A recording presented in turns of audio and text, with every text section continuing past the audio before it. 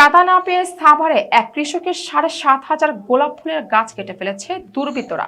Staff reporter Nasim খান জানান, বুধবার রাতের আধারে বনগাঁও ইউনিয়নের ৫ বনগ্রাম এলাকায় কৃষক মতিউর রহমানের গোলাপ ফুল ধরা ৭,৫০০ গাছ কেটে ফেলেন দুর্বৃত্তরা। এই ঘটনায় ওই কৃষকের প্রায় ৬ লক্ষাধিক টাকা ক্ষতি হয়েছে বলে জানিয়েছেন তিনি। ক্ষতিগ্রস্ত ওই কৃষক জানান, তিনি আতাউর রহমানের এক ব্যক্তির কাছ থেকে জমি কর্তন নিয়ে ৭,৫০০ গোলাপ ফুলের গাছ রোপণ করেন জমিতে। পরে তার কাছে সম্প্রতি আবু সায়েদ নামের এক ব্যক্তি ৩ লক্ষ টাকা চাঁদা দাবি করলে তিনি চাঁদার টাকা দিতে অস্বীকার করলে রাতের আধারে দুর্বৃত্তরা ফুলের গাছগুলো কেটে ফেলেন। এই ঘটনায় তিনি মানসিকভাবে ভেঙে পড়েছেন।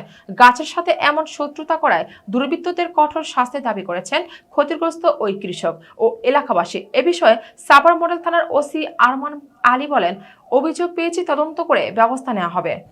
কি হয়েছে, আমি ওই জমিটা আতাউর রহমানের কাছ থেকে পত্তন খাইতাম।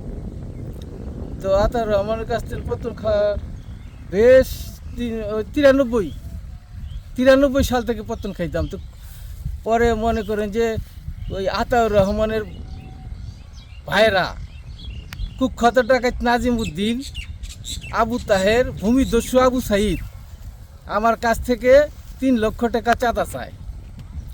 ৩ লক্ষ টাকা চাঁদা দিতে দেরি হওয়ার কারণে আমার ৭,৫০০ গোলাপ গাছ এই কাইটা ফেলাইছে। আর কফি ৯,৫০০ কফি চারা ওই কাটছে। এই গাছে ফুল ছিল, এখন দর আস্তা ছিল মাত্র ওই যে ৪০,০০০ টাকার আমি দিছি, খাওয়ান খোরাক দিছি। আপনারা দেখতেছেন এই যে সার মার দিয়েছিলাম, মাত্র গোবর খাবার দিয়েছিলাম। এই যে এখন আমি মনে করেন যে ফুলের সিজনই তো এখন আপনারা দেখতেছেন ফুলের সিজনটা। এই মুহূর্তে এরা ওই সন্ত্রাসী গ্রুপ লইয়া অস্ত্র শস্ত্র লইয়া এই আমার বাগানটা মনে করে কাজে ফেলাইছে। আমি বাধা দেওয়ার কারণে আমার হত্যার হুমকি দিচ্ছে এরা। উল্টা আমার ৩ জনের নামে, বাপের নামে, আমার আরেক ছোট ভাইয়ের নামে ওই গাছ কাটার আগে মামলা দিয়ে দিছি।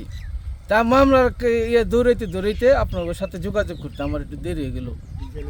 এই ক্ষেত্রে মনে করেন যে আমার ৯-১০ লক্ষ টাকার এই ক্ষতি হয়ে গেছে বাগানে। আমি এই ক্ষতিগ্রস্তর মধ্যে আছি, পুরা ক্ষতিগ্রস্ত। আপনারা দেখেন এই যে বাগানের ক্ষতিগ্রস্তর মধ্যে আছি আমি।